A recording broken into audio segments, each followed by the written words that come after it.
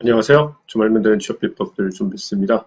오늘은 한국 하이퍼 커넥티드 스타트업 협회와 주 미디어 이슈, 그리고 이정섭 국회의원 후원으로 한국전력공사 채용팀과 인터뷰를 진행하려고 합니다. 한국전력공사 채용팀 김승현 대리입니다. 네, 안녕하세요. 한국전력공사 인사처 인재채용부에서 근무하고 있는 김승현이라고 합니다. 이번 기회를 통해서 여러분들께 많은 채용 정보, 그리고 곧 있을 상반기 대졸공채에 대한 정보 또한 제공해드릴 예정입니다. 아직 상반기 공채 일정이 확실하게 정해진 건 아니시죠?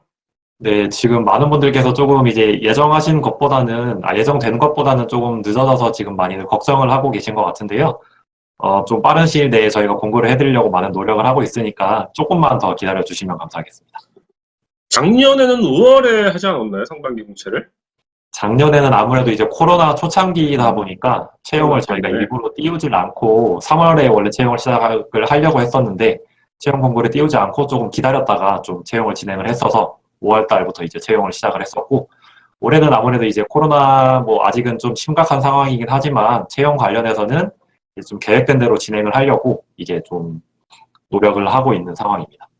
다들 3월에 채용을 할 거라고 예상을 솔직히 했지 않습니까? 시작을 할 거라고 예상했는데 4월로 지금 좀 미뤄진 이유는 있나요? 이유는 조금 내부적인 사유라서 말씀드리긴 살짝은 어렵고요. 이제 그래도 저희가 상반기에 예정된 입사일은 그대로 저희가 뭐 6, 7월경으로 맞출 예정이라서 크게 걱정은 안 하셔도 될 것 같습니다. 지금 뭐 다른 메이저 공기업들은 좀 채용을 진행을 하고 있는 기업들도 몇 군데 있는 걸로 알고 있는데 저희도 입사 일정은 조금 비슷하게 맞춰가려고 좀 노력을 하고 있습니다. 그래도 다른 공기업들이 지금 작년에 비해서 한 30% 정도 채용이 줄었는데 전체 인원이 한국전력공사는 예년하고 비슷한 규모로 지금 채용을 진행하는 거죠. 지금 채용 계획이 뭐 완전히 정확히 나오지 그렇죠. 않아서 정확히 설명드리긴 조금 어렵지만, 네, 예년과 비슷한 수준 혹은 조금 줄어든 수준이라고 보시면 될 것 같습니다. 제가 작년도 상반기 공채 보니까 한 2만 명 정도 지원을 했더라고요. 사무직이 12,000명 정도? 그리고 이제 전기가 역시 많고 경쟁률은 또 기계가 제일 높았더라고요. 네. 한 2만 명 정도 시험을 보면 필기 전형에 그래도 다 참여한다고 전제하에 준비를 해야 되지 않습니까? 1차 통과 인원 이렇게 보면. 네네. 그 시험 장소나 이런 건 어떻게 구하세요? 시험 장소는 저희가 뭐 따로 진행을 하고 있는 용역 대행사가 있기 때문에 대행사랑 저희랑 협업을 해서 진행을 하고 있고요. 아무래도 시험 계획이 확정이 되면 그때부터 이제 뭐 대관이라던가 뭐 시험 관련된 준비를 진행을 하기 때문에 크게 막 엄청나게 무리가 있었던 건 아니었던 것 같습니다. 작년 기준으로는요. 작년에는 코로나 때문에 학교들이나 이런 데 잘 빌려주지 않았다는 이야기도 많이 하거든요. 그런 어려움은 없으셨나 보죠? 그래서 저희가 상반기에 보시면 좀 작년 상반기는 조금 특이하게도 뭐 H센터나 특정 이름을 말씀드리긴 조금 어렵지만 좀 대형 컨벤션 센터를 대관을 해서 좀 진행을 했었던 기억이 있습니다. 아무래도 이제 제일 궁금한 부분은 전형에서 한국전력 같은 경우에는 어학 점수나 또 자격증 이런 부분들을 평가를 1차에서 하는 부분 하지 않습니까? 그 이유가 있으신가요? 뭘 블라인드 전형 하면서 이 정부에서는 가급적 필기 전형 전에 평가하지 않도록 하는데 한국전력 그렇게 하는 이유가 있으신가요? 이게 뭐 직무 연관성이 있어서 그런 건지. 당연히 이제 직무 연관성이 포함이 되어 있는 내용이고요. 이제 1차 서류 전형에서 이제 거르지 않는다는 말씀을 하셨는데, 제가 아는 지금 떠오르는 공기업들은 대부분 다 1차 서류 전형에서 뭐 정량평가를 하든, 자기소개서로 뭐 정성평가를 하든, 다 평가를 진행을 하는 것으로 알고 있습니다.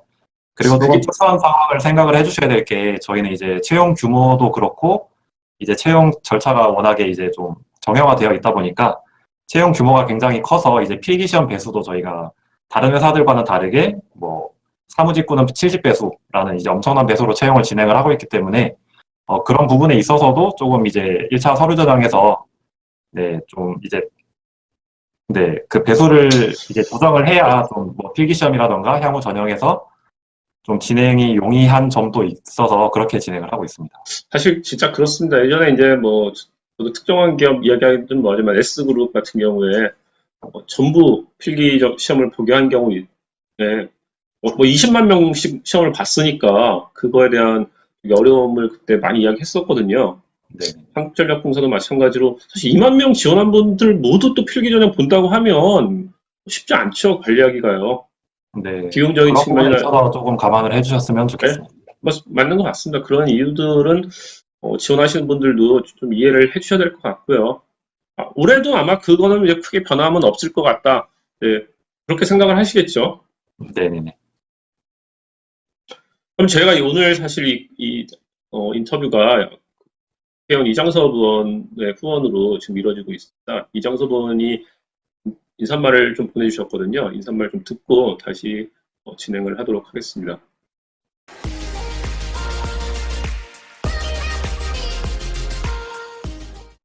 예, 반갑습니다. 국회 산업통상자원 중소벤처기업위원회 국회의원 이장섭입니다. 포스트 코로나 시대 힘내라 청년이 묻는다. 우리 설명회 개최를 축하합니다. 청년들이 다양한 사회 진출을 위해 노력하고 계신 한국 하이퍼 커넥티드 스타트업 협회에 감사드리며 온라인으로 참가하신 청년분들 모두에게 환영의 인사를 드립니다. 코로나19 팬데믹으로 인한 경제 위축과 산업구조 변화가 청년 일자리에 큰 충격을 주고 있지요. 하지만 코로나 이후의 사회를 이해하고 준비한다면 새로운 기회를 만들 거라고 생각합니다. 오늘 접하게 되는 한국전력공사도 현재 산업구조 변화의 최전선에 있는 기업 중 하나입니다.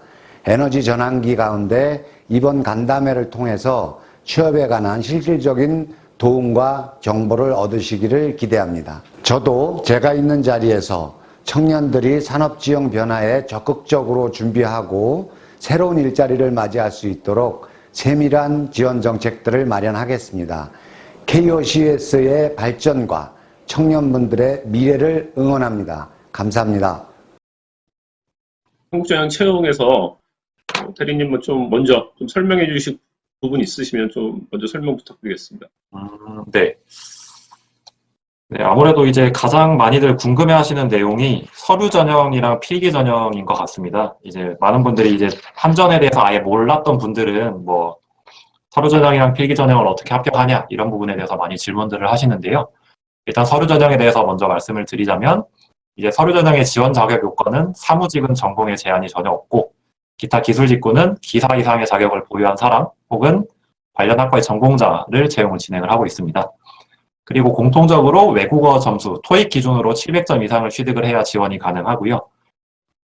아까도 말씀드렸다시피 저희가 서류 전형에서는 정량평가를 진행을 하고 있기 때문에 이 점수 체계에 대해서 조금 설명을 드리겠습니다. 먼저 외국어 토익 기준으로 850점 이상이면 영어 점수 100점으로 만점을 받으시게 되고요. 그리고 나머지 사무직은 나머지 가점 20점, 그리고 이제 기술직은 가점 40점으로 진행을 하게 됩니다. 사무기술 가릴 거 없이 공통 이제 가점 20점에는 한국어, 한국사, IT 분야, 외국어 말하기 이렇게 4개 분야가 있고요. 각 5점씩이고 한 분야에 뭐 중복된 자격을 취득을 하더라도 5점밖에 부여받으시지는 못합니다.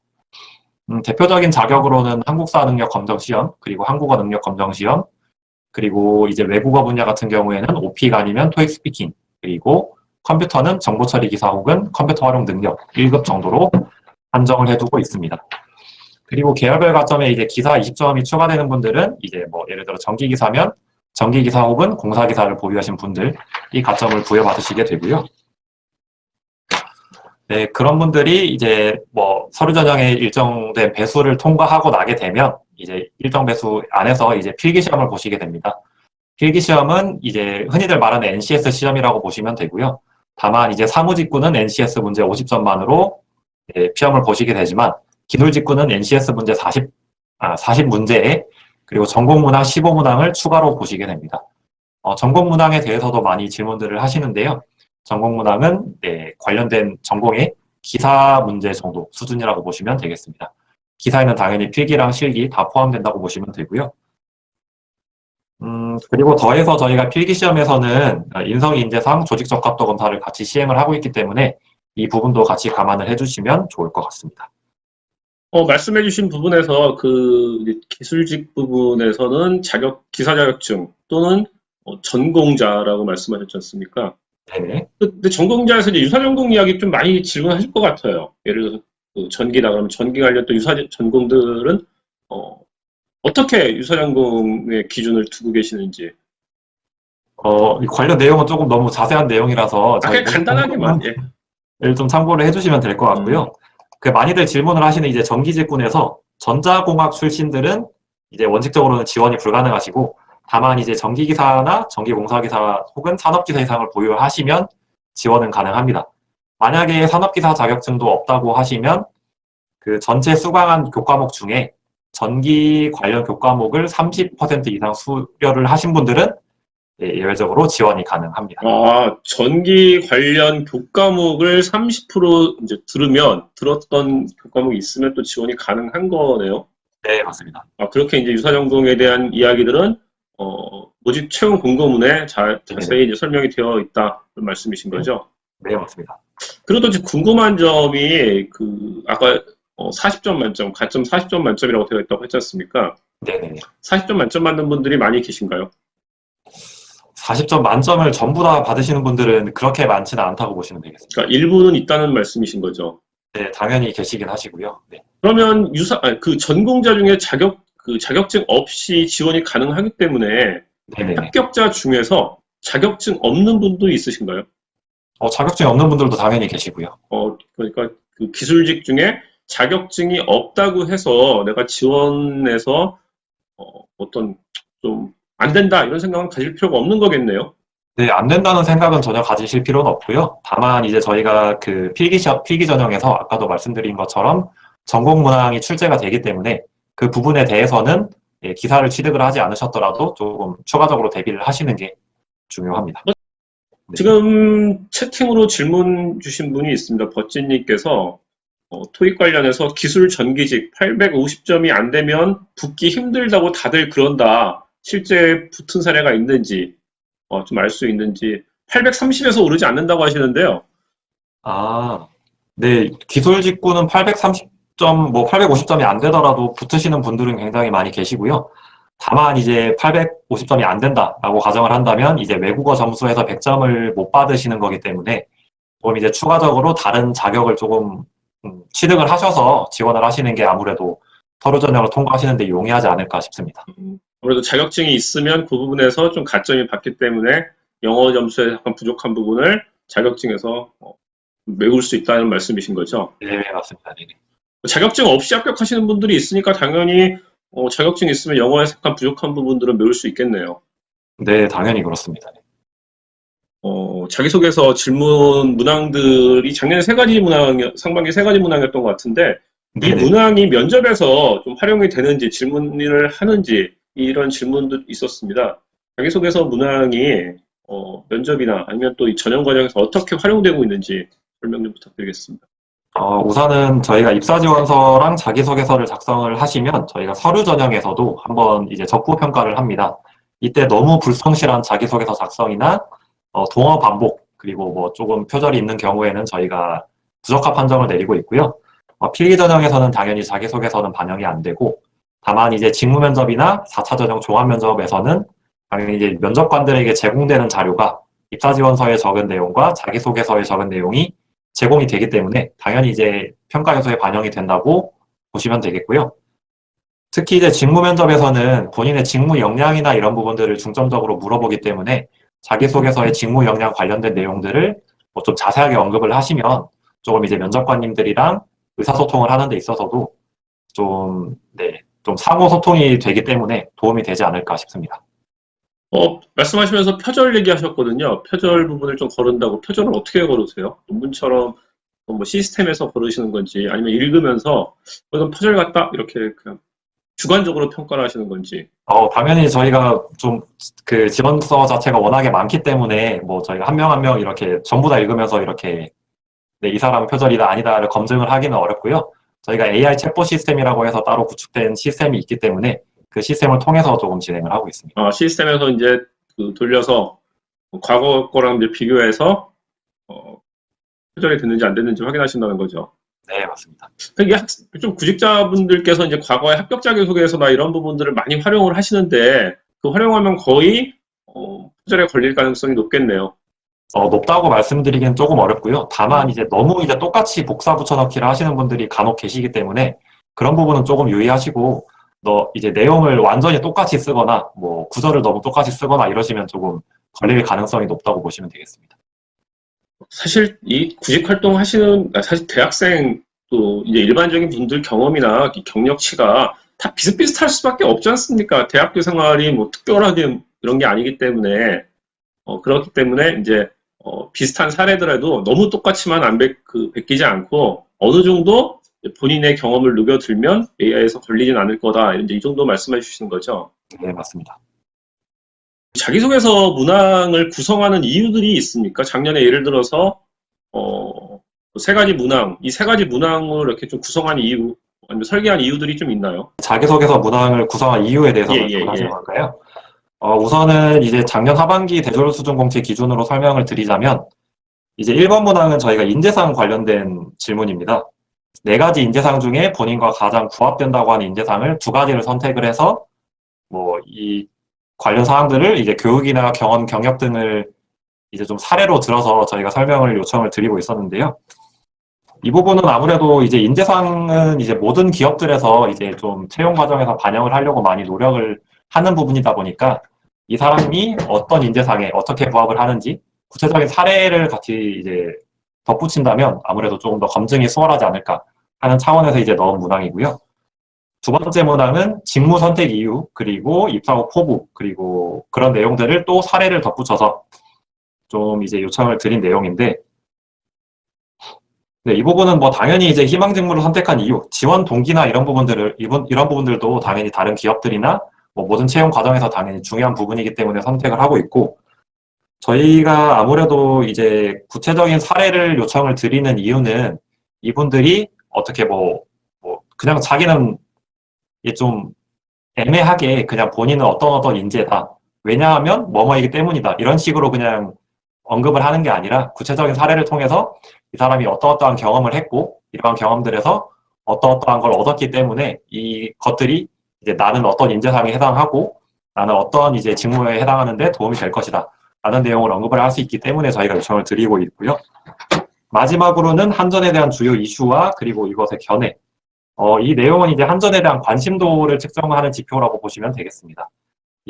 아무래도 이제 공기업을 준비하시는 분들은 한전뿐만 아니라 다른 공기업도 이렇게 준비하시는 경우가 굉장히 많으실 텐데요. 물론 저도 그랬고요. 이런 내용들이 아무래도 좀 모든 회사에 다 지원을 하는 분들보다는 이제 한전에 조금 애착을 가지고 한전에 대해서 좀 깊이 아는 분들을 이제 저희 채용 과정에서 좀 반영을 하려고 노력을 하고 있기 때문에 반영을 한 문항이라고 보시면 되겠습니다. 대리님도 말씀하시면서 다른 기업들도 하시면서 네네. 한전에 이제 입사하셨다고 말씀하셨기 때문에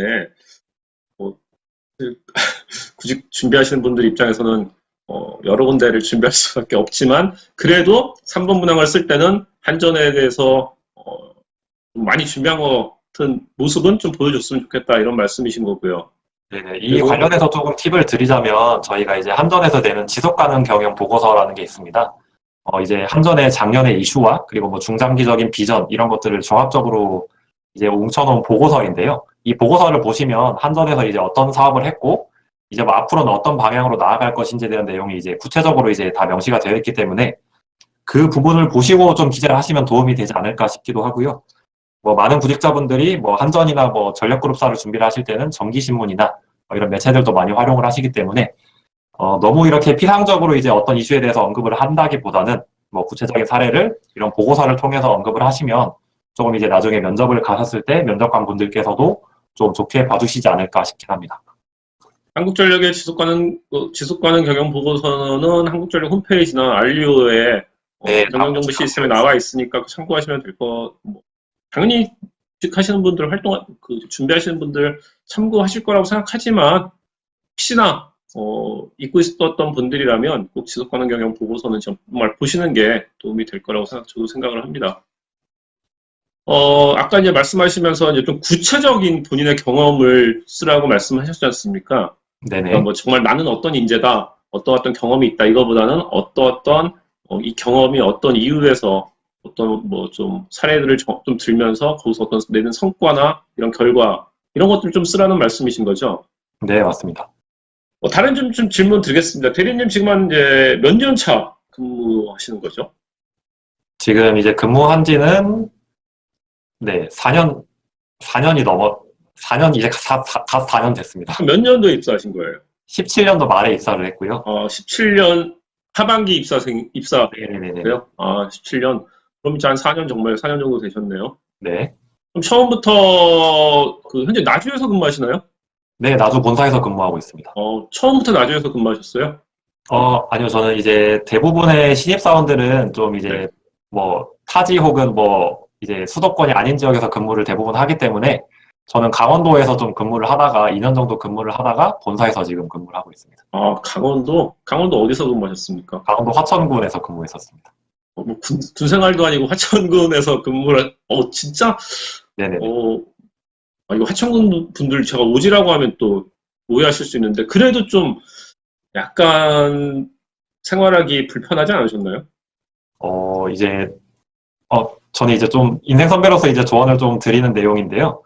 그 공기업을 이제 중앙공기업, 특히 이제 뭐 한전이나 뭐 이런 중앙공기업을 준비를 하시는 분들은 그 근무지에 대한 생각은 조금 이제 넓게 생각을 하시고 일단 지원을 하시는 게 굉장히 중요하다고 생각을 하고요.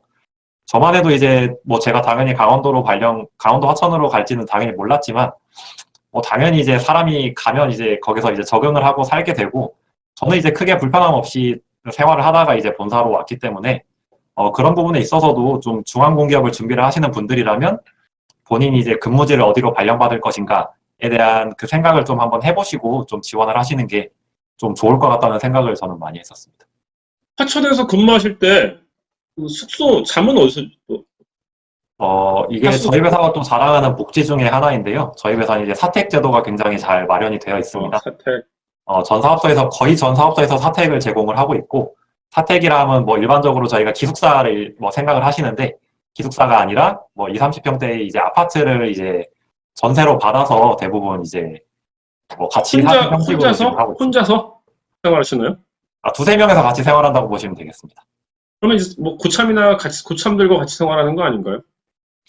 그건 이제 지사 바이 지사 이제 뭐 그런 부분이기 때문에 정확히 말씀드리기는 어렵고요. 저는 이제 젊은 직원들이랑 같이 생활했었기 때문에 뭐 굉장히 행복하게 좀 지내다가 왔습니다. 뭐 행복하지 않았어도 지금 행복하다고 밖에 말씀하실 수밖에 없겠죠. 괜히 아직 퇴사한 게 아닌데. 그래도 그럼 지금 나주에서는요? 지금 나주에서는 사택에 살고 있습니다. 사택에 살고 계세요? 네네네. 이런 고민을 좀 할 것 같아요. 제가 이제 다른 공공기관, 공기업이 전국적인 지사나 영업소가 있는 기관들하고 이야기할 때 꼭 물어보는 질문인데, 결혼을 하게 되면 이동을 하게 될 수 있지 않습니까? 네네. 그런 선배들이 분명히 있으실 거고요. 네. 그런 경우는 어떻게 생활들을 하시는 것 같으세요? 우선은 이제 처음에 이제 뭐 대부분 취업을 하는 나이가 뭐 28, 뭐 남자 같은 경우에는 28, 9 정도, 여자 같은 경우에는 요즘은 이제 26, 7 정도 이렇게 취업을 하시는데, 저희 회사는 이제 이동 제도에서도 좀 공정하게 이동을 하기 위해서 마일리지 제도를 운영을 하고 있습니다. 예를 들어 저도 이제 마찬가지지만 강원도에서 일정 기간 근무를 했으면 그 쌓은 마일리지를 가지고 본인이 원하는 지역, 혹은 뭐 서울 혹은 뭐 경기도든 인천이든 이동을 해서 근무를 할 수 있는 기회가 있고요. 결혼을 하시고 입사를 하시는 분들은 조금 이제 뭐 주말 부부라던가 좀 이렇게 생활을 하시다가 마찬가지로 일정 기간이 지나고 나면 이제 본인이 원하는 지역으로 가서 뭐 생활을 즐기신다던가. 원하는 지역에서 그럼 계속해서 근무를 할 수 있는 건가요? 그 이유는요? 좀 오랜 기간? 뭐 근무 이제 뭐 예. 정보 이동에 대해서 말씀을 하시는 걸까요? 예. 현재 기준으로는 지금 4직급 직원으로 입사를 하게 되시면 만약에 승진을 안 하신다면 뭐 평생 이렇게 한 지역에서도 근무를 하실 수 있습니다. 승진을 안 하는 경우에 승진을 하면 타 지역으로 이제 좀 이동을 하셔야 되는 거고요. 네, 승진을 하게 되면 뭐 회사의 수도권이나 뭐 일정 기간 동안 이제 그 근무 연수에 제한이 있기 때문에 그 부분은 조금 감안을 하시고 다들 좀 지원을 하시죠. 주말 부분은 많이 있겠네요. 회사 현재 분위기가요. 네, 뭐 많이 비율로 따지면 뭐 엄청나게 많다고 볼 수는 없지만 뭐 왕왕 있는 것 같습니다. 대기업도 그렇지만 지방 발령이나 해외 발령 나면 회사하는 직원들이 꽤 많았었거든요. 요즘 뭐 한국전력 입장에서도 이렇게 그 타지나 본인이 원하지 않은 지역에 발령 났을 경우 퇴사하는 신입 직원들이 그래도 있나요, 없나요? 아예 없나요? 아니면 조금은 있나요? 네, 아예 없다고 말씀드리긴 조금 어렵고요. 다만 이제 이제 퇴사를 하냐 안 하냐의 문제는 근무지뿐만 아니라 뭐 다른 부분도 뭐 많이 연관이 되어 있기 때문에 근무지 때문에 퇴사했다라고 제가 말씀드리긴 조금 어려울 것 같고. 여러 문제 때문에 퇴사하는 신입 직원이 있기는 있다 말씀이신 거죠? 네, 간혹 있습니다. 네. 그럴 수밖에 없죠. 와서 이제 또 아마 합격하신 분 중에 중복 합격하신 분들도 또 있으실 수 있고, 네, 그렇게 나가시는 분들도 간혹 있고요. 예, 그리고 또 막상 취업하니까 적성이 안 맞을 수도 있고, 네. 여러 가지 상황이 있는데, 유튜브 프리미어님께서 근무지 순환 주기는 어떻게 되나, 저희 아까 설명은 해주셨지만, 그래도 좀 다시 한번 설명 부탁드리겠습니다. 순환 주기 물어보시네요. 네, 우선은 이제 아까도 말씀드렸지만 이제 신입사원은 뭐 대부분은 이제 뭐 수도권이 아닌 뭐 본인 희망 외의 지역에서 이제 좀 일정 기간 근무를 하시다가 일정 기간이 지나고 나면 본인이 원하는 지역으로 가서 근무를 할 수 있는 기회가 주어지고요. 4직급 직원으로 남게 되면 순환은 없다고 보시면 되겠습니다. 그러니까 일정 기간이 어느 정도 되는지 물어보시는 것 같아요. 일정 기간은 이제 좀 정기 직군의 경우에는 2, 3년 정도 보시면 될 것 같고요. 사무직은 그보다 한 플러스 1, 2년 정도 보시면 될 것 같습니다. 사무직이 조금 더 기네요. 네, 아무래도 사무직군이 좀 인력 구조상 그렇게 좀 사정이 그렇습니다. 지금 현재 회사가. 네. 산책님께서 그래도 한전은 도심에 존재한다고 말씀하셨는데요. 한전이 전부 영업소는 뭐 도심에 존재하지만 다 도심에서 근무하시나요? 전 사실 잘 모르겠네요. 저도 궁금해지네요. 네, 도심이라는 개념 자체가 뭐 예를 들어 어떤 시가 있으면 어떤 시에는 대부분 이제 최중심지에 이제 소재를 하고 있겠죠. 왜냐하면 뭐 많은 뭐 그 고객들이 찾아와야 되니까 대부분 이제 중심지에 소재하고 있는데 일부 이제 송변전 직군, 그러니까 전기의 뭐 송전 설비나 변전 설비를 관리하는 분들은 이제 좀 외진 지역에 근무를 하시는 경우가 있습니다. 네. 그거는 이제 직군의 특성상 어쩔 수 없이 외지에 근무하는 분들도 계실 거지만 대부분 이제 사무직이나 대부분의 직군들은 그 지역에서는 그래도 중심지에 있다. 네, 맞습니다. 네. 그 대리님이 근무했던 화천군, 그 군의 중심지에 있었다는 얘기신 거죠? 네, 군의 읍내에 있었다고 보시면 될 것 같습니다. 읍내. 네. 읍내라고 하니까 갑자기 좀 되게 오지 같다는 생각이 전 자꾸 들어요. 저만의 이 착각인지 몰라도 제가 저도 당연히 이제 오지라고 생각을 하고 근무를 했고요. 다만 이제 오지에 근무를 발령을 받게 되면 그에 따른 또 장점이 있기 때문에 분명히 있기 때문에 그 부분에 있어서 뭐 입사를 해서 이제 오지 근무를 한다고 해서 너무 막 이제 세상이 무너지는 것처럼 이렇게 생각을 하는 거는 네 그렇게 막 저는 추천을 드리진 않습니다. 장점 중에 하나는 이제 돈 쓸 데가 없어 저금도 많이 하셨겠네요. 네, 돈도 굉장히 많이 모을 수가 있고요. 그리고 좋은 게 오지 근무에서는 아무래도 이제 좀 다들 아시겠지만 이제 나이 드신 분들은 대부분 이제 도시에서 근무를 하시려고 하기 때문에 뭐 예를 들어 강원도 내에도 이제 선호 사업소, 비선호 사업소가 있고 대부분 이제 비선호 사업소에서는 이제 젊은 직원들끼리 으쌰으쌰 하는 분위기가 있거든요. 그래서 그런 분위기 속에서도 이제 굉장히 생활을 즐겁게 할 수도 있고 좀 다양한 이제 뭐 직무 내에서 업무를 경험할 수 있다는 그런 장점도 있습니다. 지금 질문 중에 진서희님께서 부부가 같이 한전에 다니면 부부인 경우 근무지도 같게 해주나 이런 질문을 해주셨는데요. 정말 현실적인 질문 같네요. 부부인 경우 사내 뭐 부부 있을 거 아닙니까? 네, 사내 부부도 많이 계시죠. 네. 그런 경우 같은 근무지에서 가급적 근무를 하도록 해주시나요? 이제 대부분 뭐 가급적 저희가 그렇게 해드린다는 개념보다는 그 분들이 같은 근무지에서 근무를 하시려고 마일리지 제도를 통해서 이동 신청을 한다던가 라는 방식으로 진행이 되고 있고요.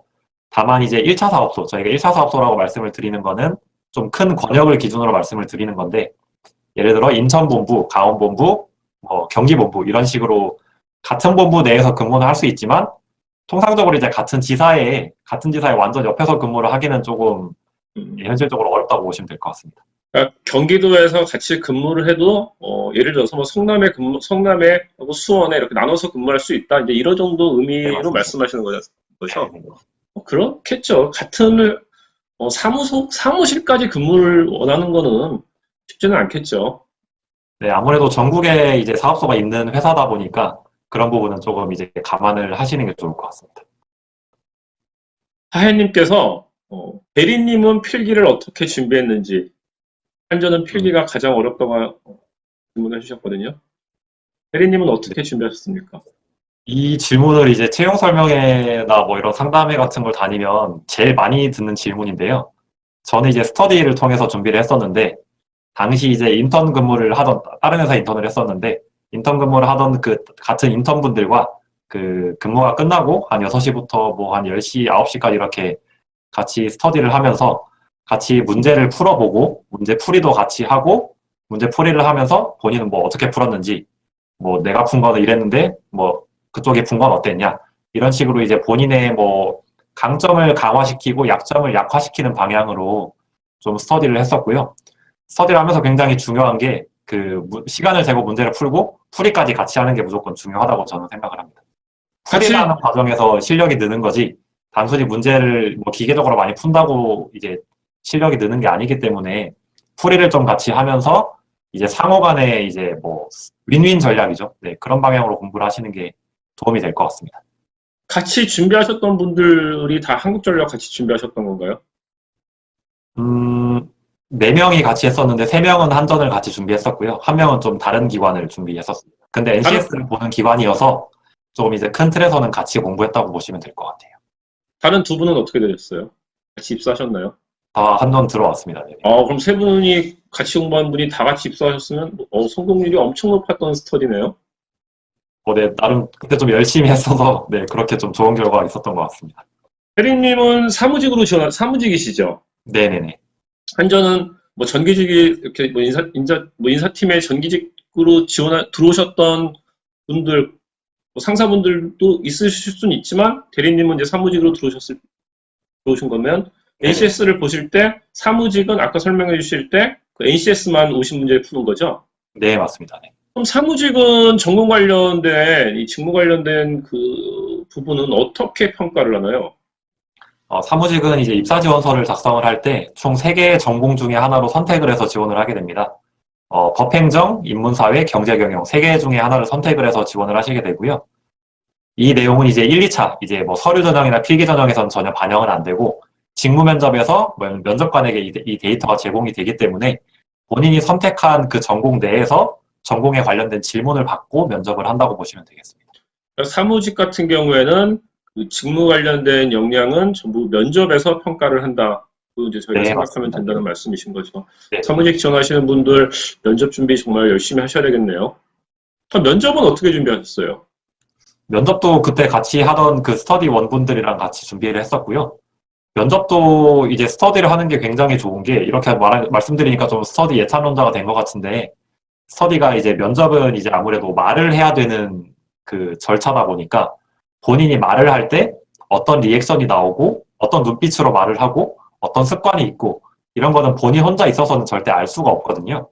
그래서 그런 부분들까지도 세세하게 다 준비를 하고 예를 들어 같은 질문이 나왔을 때 나는 어떻게 대답을 했고 뭐 B라는 사람은 어떻게 대답을 했고 C라는 사람은 어떻게 대답을 했고 이런 것들을 다 취합을 하면서 좀 이제 집단지성의 힘으로 이제 질문에 대한 그 퀄리티를 강화해 나가는 방식으로 이제 스터디를 준비를 하시면 좀 좋지 않을까 싶기도 하고 그리고 저는 가장 중요하게 활용한 게 학교의 취업센터였습니다. 취업센터에서 이제 보통 면접 시즌이 되면 면접 프로그램들을 대부분 다 진행을 하시거든요.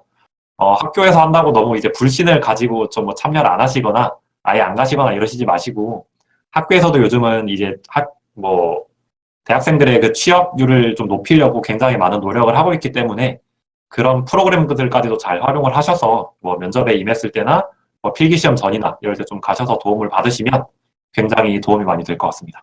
그러니까 면접에서 함께 하면서 내가 좀 놓쳤던 부분들을 다른 스타디오원이 하는 답변에서 좀 캐치도 하고 네네네. 또 내가 어떻게 이제 갖고 있는 좀 안 좋은 습관들도 찾아내고 이렇게 하는 거. 연습을 당연히 해야 되기 때문에 스터디라기보다는 연습을 많이 하는 게 좋다. 그리고 다른 분들과 함께 연습하면서 서로 이제 부족한 부분들을 좀 체크하면서 연습하는 게 좋다. 뭐 이런 의미인 거지 않습니까? 연습은 당연히 많이 해야죠. 연습 안 하는 거 어렵죠. 진서희님께서 사무직 면접은 어느 정도 수준으로 나오냐고 질문하셨습니다. 어느 정도 수준은 저도 잘 이해를 못했는데 어느 정도 수준? 조금 예시를 제가 들어드리겠습니다. 제가 받았던 질문인데요. 저는 이제 경영학과를 나와서 이제 경제경영 쪽으로 선택을 해서 이제 면접에 임했기 때문에 그때 받았던 질문이 뭐 재무제표의 종류에 대해서 설명해보라 라는 질문이 있었고, 그 뒤에 뭐 제가 이렇게 쭉 말씀을 드리니까 뭐 그러면 재무상태표는 어떤 재무제표인지 설명해보라, 뭐 이 정도 뭐 수준이 나왔다고 보시면 되고요. 뭐 또 기억나는 거는 경제 쪽에 뭐 수요액, 뭐 가격 탄력성, 뭐 경제학 원론이나 뭐 미시경제학, 거시경제학 수준에서 배우는 내용들이 나온다고 보시면 되겠습니다. 면접에서 물어보는 건 한 2학년, 3학년 2학년이나 3학년 정도 수준에서 나오는 거네요. 네, 그 정도라고 보시면 그 되겠습니다. 정도 수준. 그러니까 저희가 이제 기본기 정도만 좀 알아두면 되는 정도 수준에서 나온다. 네, 뭐 간혹 이제 대학원생 수준의 질문이 나온다 이런 분들이 계신데 대학원생 수준의 질문은 나오진 않고요. 뭐 간혹 이제 본인이 그런 질문을 받으셨다고 하면 뭐 본인이 너무 그 전에 대답을 잘 해서 또 면접관님들이 아는 내용을 질문을 하셨다고 이 정도라고 이해해 주시면 되겠습니다. 그러니까 앞에 질문할 때 상당히 수준이 좋은 사람이네 이런 평가를 받아서 좀 더 수준 높은 질문을 해본 거 정도다 이렇게 생각하시면 되는 거고, 일반적으로는 면접관들이 준비하는 일반적인 질문은 한 약 2학년 내지 3학년 정도 전공 정도 지식에서 이제 물어본다 이렇게 말씀하시는 거죠. 네, 전기 분야도 마찬가지로 전공에 대한 면접은 이제 뭐 저희가 필기 전형에서 전공에 대한 이제 시험을 치르긴 했지만 아무래도 직무 면접이다 보니까 뭐 기사 수준의 내용들을 이제 뭐 주고받고 하는 식으로 질문이 나온다고 보시면 되겠습니다. 면접 준비할 때 예상 질문은 어떻게 준비하셨나요? 이런 질문도 있습니다. 뭐 면접 준비할 때 예상 질문을 어떻게 준비해야 될까요? 아마 이런 고민들 많이 하실 것 같거든요. 예상 질문은 근데 저희 한전이 이제 면접을 이제 대졸공채를 한 지가 꽤 오래됐고 좀 이런 방식으로 채용을 진행한 지가 오래됐기 때문에 좀 이제 뭐 속칭 뭐 공땡땡 카페나 이런 데 굉장히 자료들이 많이 있거든요. 일단은 그 자료들로 먼저 대비를 하시고 그 다음에 본인이 배운 내용들, 뭐 2학년 전공 서적들을 좀 이제 차근차근 훑어보시면서 이 개념은 이런 거였지, 뭐 복귀하는 형식으로 해서 노트 정리도 하시고 저는 그렇게 준비를 했었습니다. 우리가 이제 알고 있는 보통 기출이라고 했던 부분들에서 크게 벗어나지 않는다, 질문의 범위는. 그렇게 생각하고 준비하시면 된다는 이야기인 거죠. 네, 너무 크게 벗어나는 질문은 그렇게 나오진 않고요. 다만 이제 저희가 뭐 경영학이나 이런 부분은 범위가 굉장히 넓기 때문에 뭐 2학년 뭐 마케팅 원론 교재의 뭐 어떤 부분에서 이렇게 문제가 나올지는 이제 구직자가 예측을 할 수가 없기 때문에 조금 이제 뭐 2학년 전공 서적이나 1, 2학년 전공 서적은 좀 이제 꼼꼼하게 보시면서 뭐 어떤 질문이 나오면 어떻게 대답해야지 하고 노트를 좀 정리하는 방식으로 공부를 하시면 좋을 것 같아요. 그럼 직무 관련된 뭐 내용 말고 면접에서 다른 내용은 안 물어보나요? 다른 내용은 이제 한전에 대한 이슈 이런 한전 부분들이 나오는 경우가 많이 있고요. 네. 그리고 이제 자기소개서에 적은 내용이 대부분 기반이라고 보시면 되겠습니다. 그럼 세 가지를 물어보는 거네. 첫 번째는 자기소개서 내용, 그리고 두 번째는 직무 관련된 내용, 전공 관련된 내용, 그리고 세 번째는 한전 관련된 좀 주요 이슈. 이 세 가지 정도를 준비하면 이제 된다 말씀이신 거죠. 크게는 그 세 가지 정도 준비를 하시고 대부분 이제 면접에서는 꼬리 질문이 대부분 따라오기 때문에 꼬리 질문에 어떻게 대응을 할 것인지, 뭐 어떻게 뭐 당황을 하지 않고 뭐 얘기를 할 것인지 이런 부분들까지도 준비를 하시면 좋겠죠. 네. 당황하지 말고. 뭐 물론 사람이 이상 당연히 당황을 하는 게 맞지만 그래도 이제 중요한 얘기죠. 당황하지 않아야죠. 네. 맞습니다. 필기 50문제 중에서 몇 문제 맞아야 안정권인지 이런 질문이 있습니다. 안정권은 당연히 다 맞는 게 안정권이죠. 그렇죠. 다 맞아야 안정권이겠죠. 이건 너무 원론적인 대답이고요. 저희가 좀 이제 채용 설명회 가면 이제 제일 많이 받는 질문이 아까도 말씀드린 그 필기시험 어떻게 대비했냐, 합격선이 얼마냐 이런 내용들을 많이 질문을 하시는데 저희도 조금 말씀을 드리려고 좀 통계를 내봤는데 이제 채용마다 다르고 채용의 뭐 직군마다 다르고 뭐 지역 분야마다 다르고 너무 이렇게 차이가 많이 나기 때문에 저희가 네, 뭐 어떻게 몇 문제가 안정권이다라고 말씀드리기는 조금 어려울 것 같지만 통상 이제 많이 이제 좀 고수라고 하시는 분들이 뭐 붙고 들어오시는 분들을 보면 뭐 한 40개 초중반대 정도 뭐 중후반대라고 보시면 되겠습니다. 네. 한 80점은 넘어야 된다. 그래도 네네네. 그 점수로 점수 따지면 기준으로는 그 80점은 정도는 넘어야 돼야 될 된다. 것 같습니다. 네. 80점은 목표로 공부를 하자. 최소한. 그 정도는 뭐 생각을 하셔야 되는 거죠. 그리고 필기에서 조금 팁을 드리자면 저희 한전이 이제 오답 감점 제도를 운영을 하고 있습니다. 예를 들어 1번을 본인이 이제 마킹을 해서 틀렸으면 그 부분은 이제 0점 처리가 아니라 추가적으로 감점을 조금 더 매기는 거죠. 그러면 이게, 네, 모르는 거는 아예 마킹을 안 하는 게 도움이 된다는 얘기네요.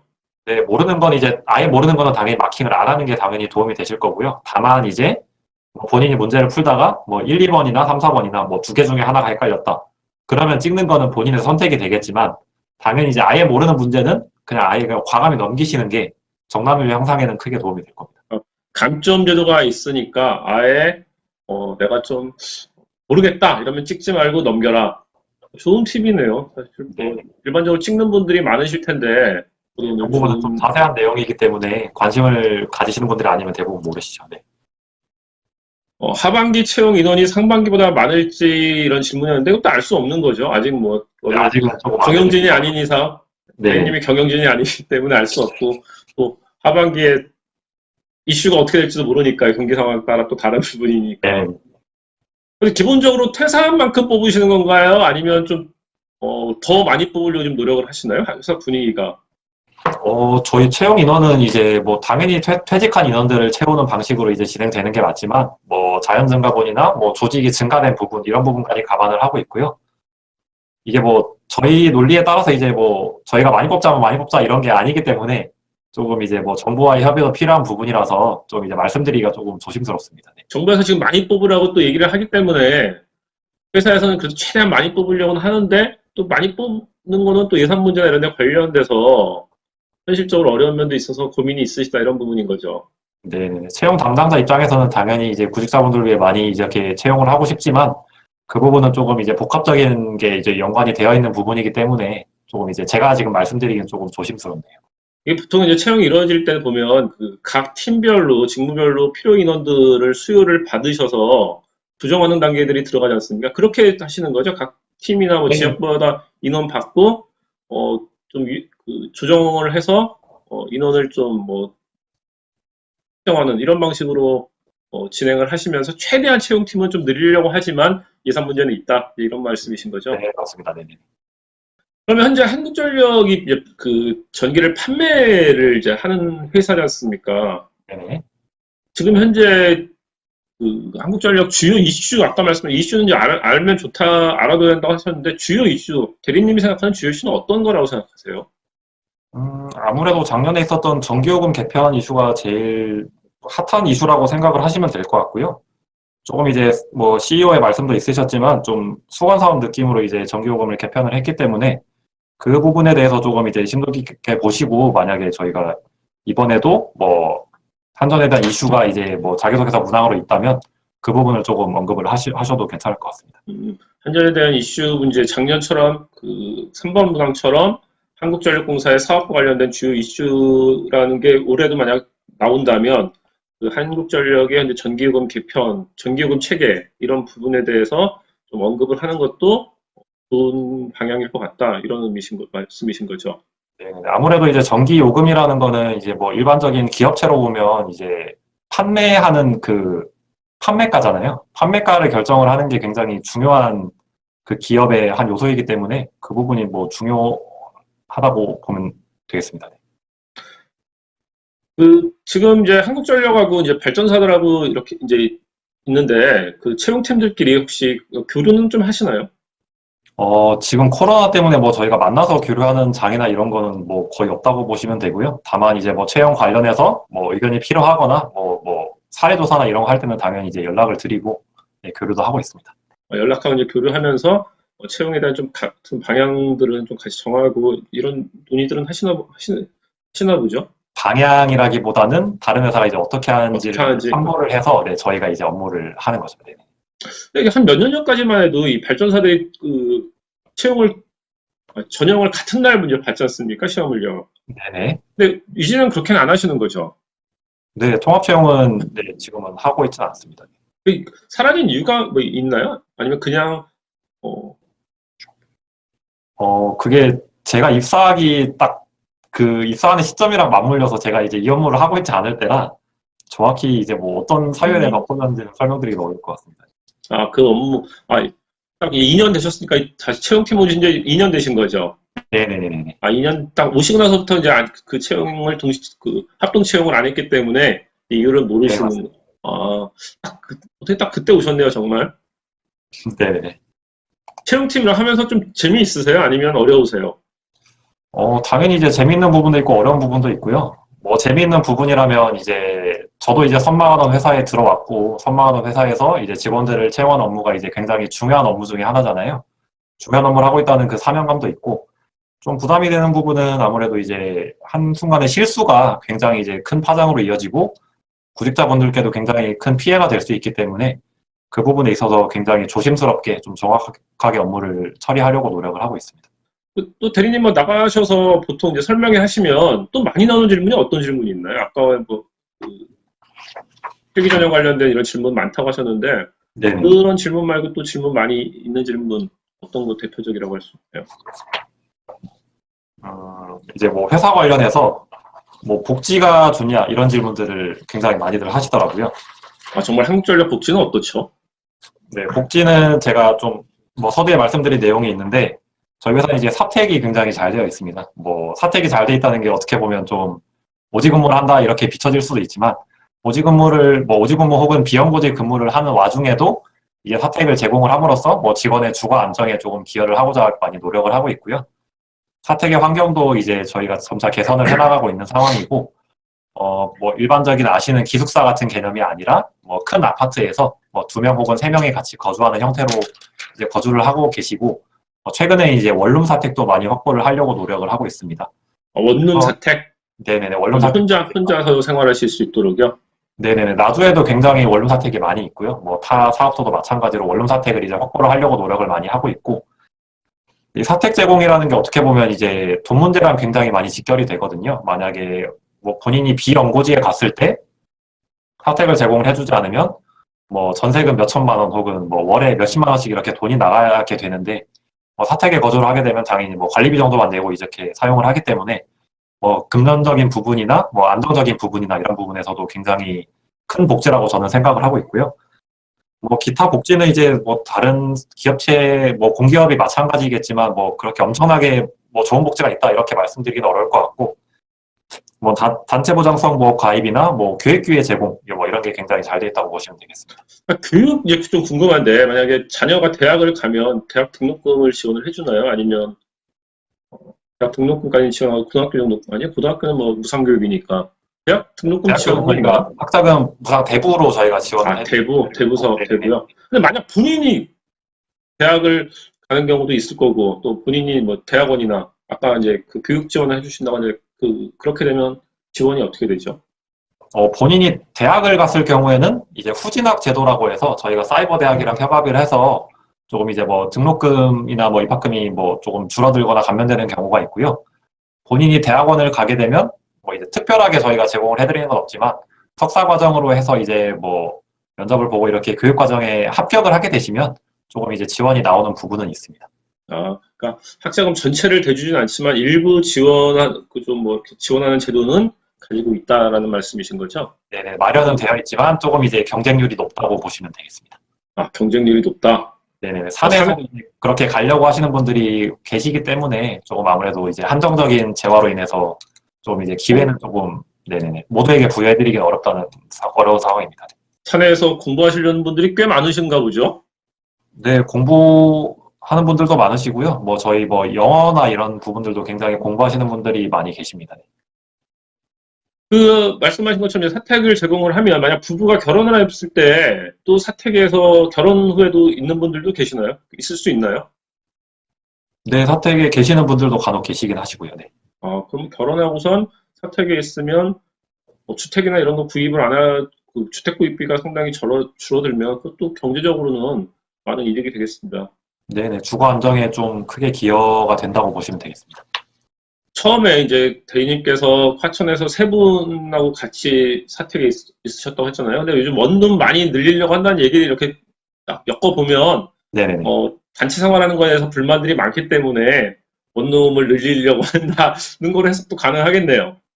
아무래도 이제 단체 생활이 조금 불편하긴 하죠. 불편하긴 한데, 그 원룸에서 혼자 사는 거랑 뭐 단체 생활하는 거랑 좀 장단점이 있기 때문에 아무래도 요즘은 이제 뭐 흔히 말하는 뭐 요즘 세대들의 그 특징 자체가 뭐 저도 그렇지만 이제 원룸을 선호하는 분들이 많기 때문에 좀 이제 원룸 사택을 많이 확보하려고 전사적으로 노력을 하고 있는 상황입니다. 그렇죠. 전반적으로 이제 좀 좀 젊은 층 분들은 좀 개인 공간에서 생활하는 데 익숙하시니까 그런 거는 당연히 뭐 회사에서도 변화한 트렌드에 맞춰서 좀 변화하는 건 당연하다고 이제 저도 생각이 드네요. 청년 인턴으로 현재 근무 중이시래요, 한국전력에서. 인턴 기간이 끝나고 우수 인턴으로 선정되어 추천서를 받는다면 공채 면접에서 많이 유리할까 이렇게 질문해 주셨습니다. 우선은 저희가 체험형 청년 인턴에서 우수 인턴으로 선정되시게 되면 저희가 서류 전형에서 3% 혹은 5% 정도 가점을 부여를 해드리고 있고요. 그리고 추천서 뭐 여부뿐만 아니라 이제 면접에서 본인이 이제 청년 인턴으로 근무를 했었고 이 과정에서 뭐 어떠한 걸 배웠고 뭐 이런 부분이 입사하게 되면 어떻게 도움이 될 것 같다 정도로 이제 언급을 하시면 면접관 분들께서도 아무래도 이제 인턴을 하지 않으신 분들보다는 인턴을 한 분들에게 조금 더 이제 높은 점수를 주려고 노력은 아마 하실 것 같습니다. 그렇기 때문에 그러면 면접에서 내가 청년 인턴하면서 우수 인턴으로 선정됐다라고 말할 수 있나요? 아니면 그렇게까지는 말을 못하나요? 그게 블라인드에 위배되거나 그렇진 않습니다. 우수 인턴이었다는 건 블라인드에 위배되지 않는다. 그러면 네네. 뭐 우수 인턴이었다라고 말하면 당연히 면접관 입장에서는 그렇게 평가할 수밖에 없겠죠. 오지로 가면 취미 생활 포기해야 되나요? 이렇게 물어보신 분이 있습니다. 어떤 취미 하시는지는 모르겠지만 저희 루이스님께서 취미 네네. 생활 포기할 수밖에 없나요? 취미생활은 그냥 본인이 만들어서 하시는 거기 때문에 그게 뭐 포기해야 된다 뭐 이렇게 말씀드리기는 어려울 것 같고요. 저 같은 경우는 이제 취미생활이 이제 대도시에서만 할 수 있는 그런 건 아니었기 때문에 화천에서도 뭐 저는 취미가 달리기거든요. 달리기는 계속 했었고 이게 다만 대도시에서만 할 수 있는 그런 것들이 한정되어 있는 뭐 몇 가지 취미가 있잖아요. 뭐 제가 야구 보는 것도 좋아하는데 뭐 야구장 가는 것도 이제 대도시에서만 할 수 있는 거고 그런 부분은 아무래도 조금 이제 주말을 많이 활용을 하시죠. 그래서 네. 음, 개인적인 취미 생활 할 수 있는 부분들은 뭐 충분히 시간적인 여유는 된다는 말씀이지 않습니까? 시간적으로나 뭐 금전적으로나 여유는 충분히 있으실 겁니다. 지금 현재 한국전력 근무 시간은 어떻게 운영되고 있죠? 일단은 9시부터 18시까지 근무를 하시고요. 뭐 일부 유연근무제를 활용을 하시는 분들도 계시고 유연근무제라면 본인이 금요일에 뭐 원거리 지역에서 근무를 하기 때문에 금요일에 이제 집에 조금 4시에 퇴근을 하고 이제 월화수목은 30분 정도 더 근무를 하시고 4시에 퇴근을 하시는 분들도 계시고요. 네, 일반적으로는 9시부터 18시까지 근무한다고 보시면 되겠습니다. 주 40시간 테두리 내에서 유연근무가 가능하다는 말씀이신 거고요. 네, 그러면 가능합니다. 하루에 몇 시간까지 유연근무 시간을 조정할 수 있는 건가요? 아무래도 저희가 대민 업무가 많기 때문에 대민 업무를 할 수 있는 시간이 9시부터 18시로 한정이 되어 있고요. 그래서 이제 뭐 대부분의 경우를 말씀드리자면 금요일에 4시 퇴근을 하려면 월요일부터 목요일까지 한 30분 정도 일찍 근무를 시작을 하시거나 그 뒤에 한 30분 정도 더 근무를 하시거나 정도라고 보시면 되겠습니다. 보통 하루에 한 30분 정도의 유연근무를 해서 한 금요일 한 2시간 정도 조정하는 것은 회사에서 인정을 해준다. 그리고 이제 네, 그럼 52시간 근무는 지금 지켜지고 있는 상황인 거죠? 당연히 네, 지켜지고 당연히 있겠죠. 지켜지고 있습니다. 최대 근무를 해도 52시간 정도까지밖에 근무를 안 하는 거지 않습니까? 그러면요, 야근을 해도요. 네네, 52시간 이후에는 컴퓨터가 꺼지기 때문에 더 이상 근무를 할 수가 없습니다.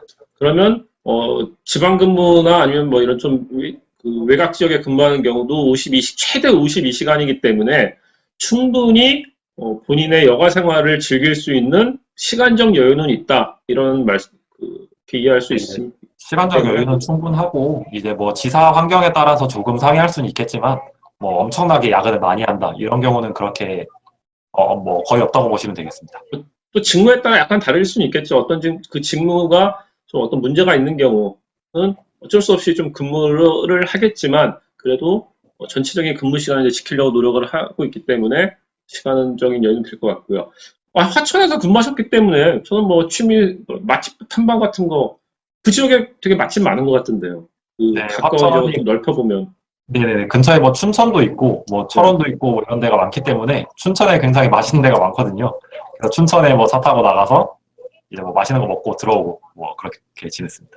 한국전력이 가는 지역마다 사실 뭐 나쁘게 생각하면 그냥 오지간다고 생각할 수 있지만 또 좋게 생각하면 새로운 곳에 가서 새로운 것들을 접할 수 있기 때문에 그런 장점도 될 수 있겠죠. 사실 우리가 살면서 지방 도시 많이 가기 어렵거든요. 근데 일로 이렇게 돌아다니는 게 긍정적으로 생각하면 되게 좋을 것 같습니다. 네, 저도 이제 저만 해도 이제 저는 강원도 사람도 아니고 전라도 사람도 아니거든요. 근데 뭐 강원도에서도 근무를 하고 지금 전라도 나주에서도 근무를 하고 있는데 뭐 이렇게 근무할 수 있는 기회가 솔직히 다른 기업체에서는 그렇게 흔한 기회는 아니고요. 뭐 이렇게 살아보면서 느끼는 부분도 많이 있고 뭐 타지 사람들과 이렇게 부대끼면서 생활을 하는 부분도 좋고요. 예, 그래서 이제 뭐 전국에 근무를 하는 게 뭐 단점이자 장점이죠 저희 회사는. 네. 나주에서 근무하신다면 나주는 광주까지 한 20분밖에 안 걸리지 않습니까? 네, 그래서 나주는 이제 환경이 굉장히 좋은 편이라고 보시면 되겠습니다. 나주곰탕은 맛있나요? 나주곰탕 굉장히 맛있습니다. 저도 처음 와서 먹고 좀 많이 반했습니다. 한전 옆에 그 광주 내려가면서 있는 나주곰탕 집이 유명한 건 거죠? 네네, 그쪽도 유명하고요. 혁신도시 안에서도 맛있는 데가 있고, 뭐, 혁신도시 안에도요? 저 네, 나주 혁신도시에서 도심에서도 맛있는 데가 많이 있고요. 네. 거기서 먹어본 적이 없는데. 다음에 거기도 가면, 굉장히 맛있습니다. 네. 광주에 맛집이 정말 많더라고요. 네, 광주도 많이 있는데, 저는 광주는 막 엄청나게 많이 가본 건 아니라서, 네네네. 일부 유명한 데가 몇 군데 가봤습니다. 지금 나주에서 서울로 만약에 뭐 대리님이 집이 서울이라는 가정하에 서울로 오면 어떻게 오시는 거죠? KTX? 대부분 네네, 직원들이. KTX 타고 2시간이면 딱 오고요. SRT 타면 1시간 50분 정도입니다. 네. 그러면 만약 그 주말에 이제 왔다 갔다 하시는 분들 계실 텐데 그 교통비나 이런 부분들은 회사에서 좀 지원을 해주시는 거 조금은 있나요? 아니면 저는 지원 없이 본인이 해야 되는 건가요? 본사 근무하시는 분들은 지원분이 조금 있고요. 조금. 네, 조금 있습니다. 네. 그래서 그 부분 활용해서 조금, 네, 뭐 서울에 왔다 갔다 하고 있습니다. 서울에서 나주까지 버스가 운영되는 건 아니죠, 회사에서요? 버스가 운영되지는 않습니다. 네. 광주에서도 운영되진 않고 않나요? 광주에서는 통근버스가 조금 있고요. 광주까지는 통근버스가 있고요. 네네네. 광주에서 이제 생활하시는 분들도 좀 있으시겠네요. 교육이나 이런 문제 때문에요. 그런 분들도 있고, 예, 광주에 그냥 거주를 하시는 분들도 많이 계시고요. 광주하고 나주는 말씀드린 것처럼 20분 생활거리권이기 때문에 나주라고 너무 아까 이제 대리님이 신입사원 같은 경우에는 나주 본사 근무 거의 없다라고 말씀하셨지만 또 나주에서 근무하신다고 해도 나주가 그렇게 뭐 외곽 도시는 아니다. 저는 그렇게 이제 좀 말씀드리고 싶거든요. 네, 그리고 이제 구직자분들이 많이 걱정을 하시는 게, 뭐 한전 들어가면 나주 근무하는 거 아니냐, 이런 뭐 글이나 댓글들을 저도 굉장히 많이 보는데요. 뭐 나주 근무, 뭐 본사 근무는 이제 본인의 선택하에 이제 근무를 하는 거기 때문에, 뭐 반드시 나주 근무를 한다, 이런 거는 뭐 아닙니다, 절대. 대학원 지원 있나요? 아까 또 질문을 해주셨는데 아까 말씀하셨지만 대학원 지원은 뭐 아주 일부 극히 조금 있다고 말씀하셨지만 경쟁률이 너무 치열해서 못 받을 수도 있다. 이렇게 저희가 아까 말씀해 주셨지 않습니까? 네네네. 또 이제 혹시 문제 푸는 연습하실 때 한 문제당 몇 분 잡고 푸셨나요? 이렇게 이 질문 50분 시험, 50문제 시험을 몇 분 동안 푸는 거죠? 지금 제가 정확히 기억이 안 나는데, 60분 아니면 50분이었던 것 같고요. 그럼 거의 한 문제당 1분 정도 잡고 푸셔야 되겠네요. 네, 저도 그래서 이제 문제풀이 이제 스터디를 할 때 무조건 이제 한 문제당 이제 몇 분을 재고 푼 게 아니라 전체 문제를 몇 분 안에 풀자라는 네, 방식을 가지고 이제 문제를 풀이를 했습니다. 네. 전체 문제를 아무튼 50분이나 60분 내 시간 내에 풀어야 되고 그런데 감점 제도가 있기 때문에 모르는 문제는 채점 마킹을 하지 않는 게 도움이 될 거다. 아까 이렇게 말씀해 주셨고요. 해외 주재원 파견 근무 제도는 경쟁률이 치열한가 이렇게 질문하셨습니다. 해외 주재원 많이 나가시니까.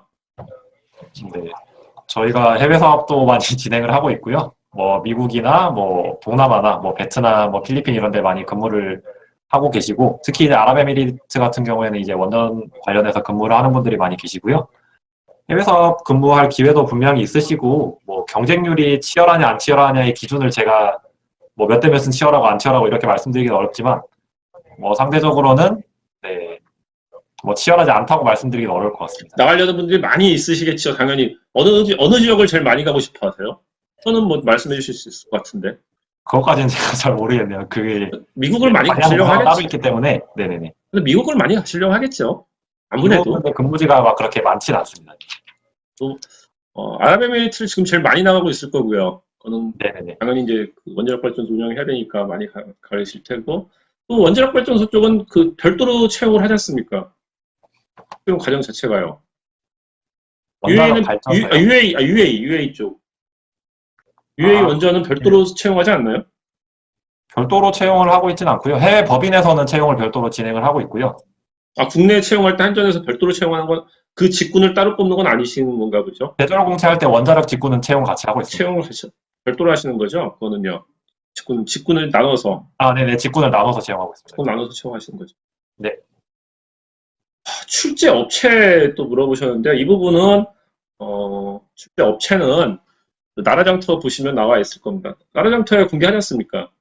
네, 저희가 뭐 입찰 이런 내용들은 다 공개를 하고 있기 때문에 뭐 제가 나라니- 명시적으로 말씀드리긴 어렵지만 그렇죠. 네, 다 어렵죠. 공개되어 있습니다. 네. 이 부분은 나라장터 보시면 출제업체 나와 있기 때문에 아마 이 질문 하시려고 할 거예요. 출제업체 또 문제 경향 어떤지 이런 거.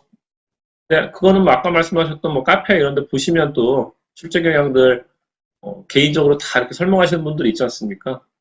네네. 그러면 근데 사실 출제 그 외주 업체에 하고 나서 어떤 문제를 이런 방향으로 출제해달라 이런 요구는 하시나요? 아니면 외주 업체가 전부 알아서 하는 건가요?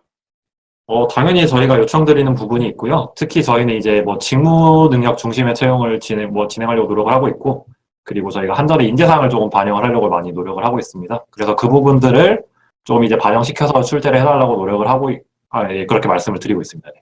근데 지금 공공기관이나 공기업들이 이제 그 필기 전형이나 이런 부분들을 문제를 공개하지 않지 않습니까? 보면 네네. 사실 수학 능력 평가나 기사 자격증이나 한국사나 이런 모든 문제들이 공개가 되고 있는데 공기업에서 문제를 공개 안 하는 이유는 어떤 이유신 거죠? 뭐 이유가 있나요? 아무래도 이제 그 저작권 자체가 그 출제 기관사에 보유가 되어 있기 때문에 뭐 공개를 하기 위한 좀 뭐 근거 자체가 조금 빈약한 상황이고요. 그리고 이제 아시다시피 이제 NCS라는 문제의 특성 자체가 조금 이제 뭐 그 공개를 했을 때 뭐 수험생들한테 많이 도움이 된다고 보기는 좀 어렵다고 저희는 판단을 하고 있습니다. 왜냐하면 이제 특정 유형 자체가 이제 시중에 굉장히 많은 문제들이 있잖아요. 뭐 위 땡땡도 있고 뭐 시대 땡땡도 있고 이렇게 많이 있는데 그런 문제들에서 뭐 엄청나게 벗어나는 문제들이 나오진 않거든요. 예를 들어서 뭐 수리 능력 같은 경우에는 뭐 자원관리 능력 같은 경우에는 뭐 출장비 계산하는 문제나 뭐 어떤 뭐 한정된 예산을 배분하는 문제나 이런 내용들이 이제 좀 유형은 한정되어 있고 뭐 출제하는 그 기준 자체는 그 뭐 저작권 자체가 이제 업체에 있기 때문에 저희가 조금 이제 공개를 해드리기가 좀 아직은 애매한 상황입니다. 그 입찰 제안할 때 저작권을 한국전력이 갖는다라는 제안을 달면 충분히 가능할 것 같은데요. 아무튼 이 부분은 뭐 이제 그 관심을 갖고 저는 이제 저희가 이제 공공기관 기출문제가 공개되는 게 네. 공직자들이 좀 시험 준비하는 과정에서 비용이나 학원 다니거나 이런 분들 너무 많아서 결합되지 않을까라는 생각 때문에 좀 관심을 갖고 있는 문제라서 근데 저작권 때문에 현재 좀 뭐 이렇게 저작권 문제도 있고 또 시험의 범위는 그 시중에 있는 문제집과 크게 벗어나진 않는다. 이 정도로 준비하시면 된다. 시험을 준비하시는 분들은 이렇게 이해를 좀 했습니다. 책도 비싸다 이렇게 또 말씀하시네요. 만약에 좀 정말 책이 비쌉니다. 비싸다고 느껴지시면 저희 그 산업인력공단에서 주최하는 그 NCS 그 사이트가 하나 있거든요. NCS 사이트에 들어가시면 각 능력별로 어떤 능력을 요구를 하는지 그리고 예시 문제는 어떤 게 있는지 좀 나오는 게 있기 때문에 그런 부분들을 보시고 조금 이제 좀 변형을 해서 대비를 하시는 것도 도움이 많이 되실 겁니다. 산업인력공단 ncs.go.kr입니다. 산업인력공단 하시면 안 되고요. ncs.go.kr로 가시면 네네네. 네, 거기에 그 기출문제, 모의 기출문제도 있고요. 그다음에 그 NCS 능력별 또 기출문제들이 있습니다. 그 문제도 분량이 뭐 상당히 많기 때문에 그 문제 풀어보셔도 도움이 된다라고 이제 말씀하셨습니다. 그러면 그 인력공단에서 NCS 기출문제 공개한 문제와 크게 또 차이는 없나 보죠? 현재 한국전력에서 출제하는 문항들이요. 네, 그렇게 엄청난 차이는 없다고 보시는 게 맞습니다. 네. 면접은 또 그 출제업체에서 나오는 건가요? 아니면 면접을 별도로 구성하시나요? 한국전력에서요? 면접관은 당연히 저희가 별도로 구성을 하고 있고요. 한전에 이제 내부위원 면접관 2분이랑 외부위원 2분 이렇게 구성을 하고 있습니다. 그 면접관들이 이제 구성이 되면 그분들을 교육을 또 하시지 않습니까? 네네. 별도 교육을 하시죠. 네, 당연히 합니다. 네. 면접관 교육, 이제 블라인드 관련된 가이드라인 교육부터 시작해서, 그럼 이제 그 교육하실 때, 이러이러한 질문을 좀 했으면 좋겠다. 이러이러한 그런 논의들도 좀 하시는 건가요? 네, 당연히 좀 면접관 교육을 할 때 저희는 이제 좀 특이하게도 좀 다른 공기업이랑 차별되는 점이라면 차별되는 점인데 이제 사전에 면접관 풀을 조금 구성을 해놓고요. 그분들에 대한 교육을 이제 좀 강화시켜서 진행을 합니다. 뭐 예를 들어 뭐 한 달에 한 번 뭐 하는 분들도 있고 뭐 6달에 한 번 하는 분들도 있고 그래서 이렇게 강화된 교육을 진행을 하고 그분들이 이제 면접관으로 들어오게 되면 다시 한번 온라인으로 교육도 진행을 하고요.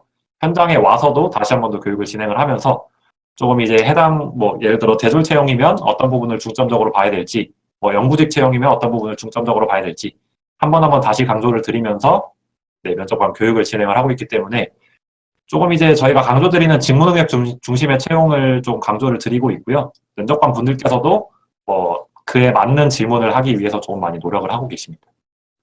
아그네스님께서 작년 채용 박람회 때 대리님을 뵀대요. 아, 네네네. 그래서 올해 꼭 입사해서 만나 뵙고 싶다고 말씀해 네. 주셨습니다. 작년에 처음 업무에 배정받으셔서, 채용팀에 배정받으셔서 네네네. 설명회를 나가신 건가 보네요. 그때, 네, H센터에서 한 거 말씀하시는 것 같은데, 그때가 제가 채용 설명회 나간 건 처음이었고요. 작년 1월?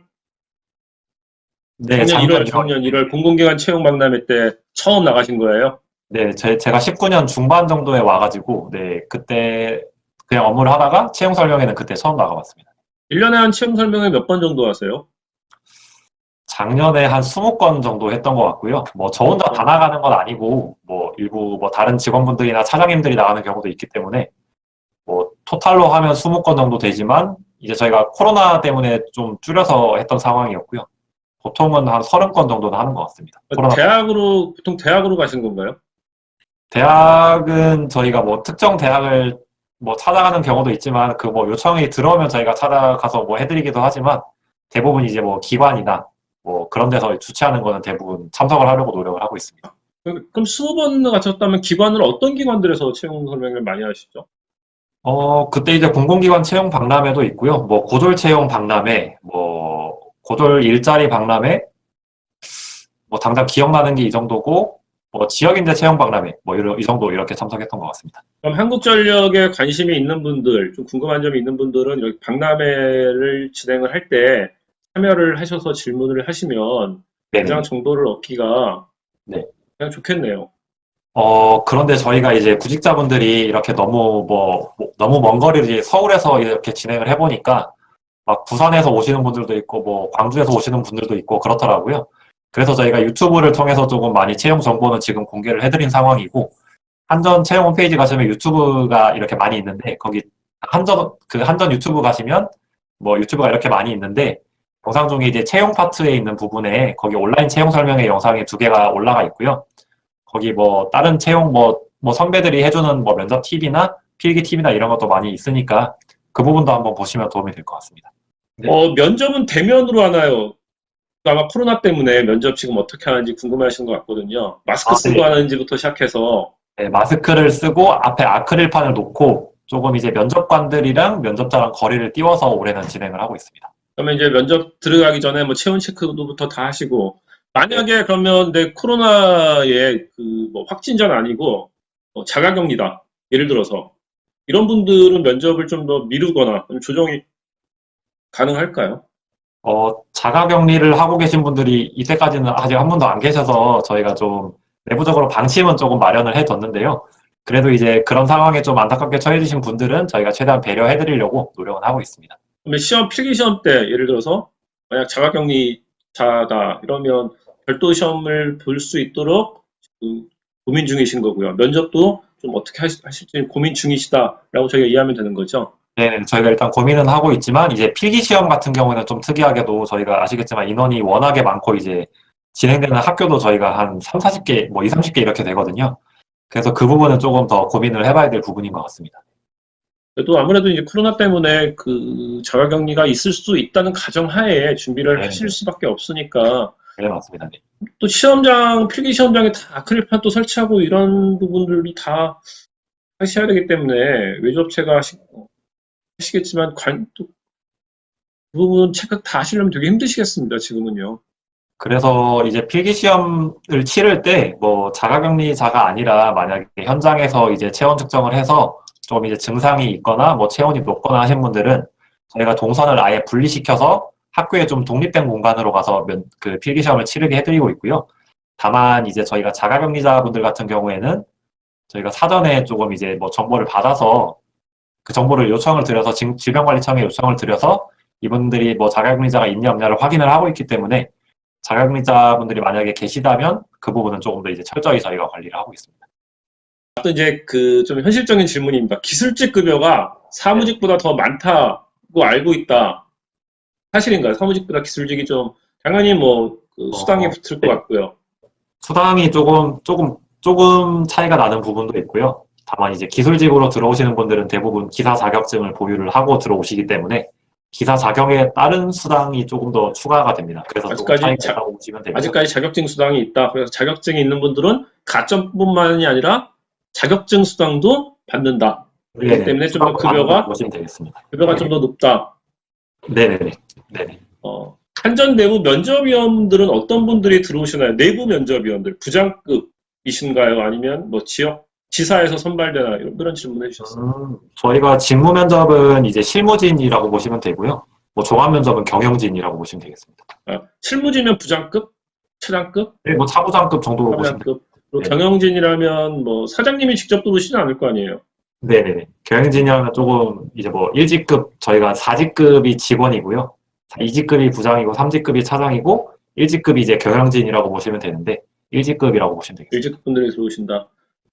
연봉은 어느 정도인지 물어보셨는데 연봉은 뭐 저희 알리오에 공개되어 있는 그 정도 그 부분 보시면 되겠죠. 연봉을 뭐 직접 연봉이 또 다 아까 말씀하신 것처럼 뭐 지역마다 어디에 가 있냐에 따라 약간 차이는 있을 수 있죠. 약간의 차이지만 있습니다. 약간 있기 때문에 그거는 이제 그런 데 보시면 될 것 같고요. 고급 자격 보유자가 많이 지원하는가 또 질문하시네요.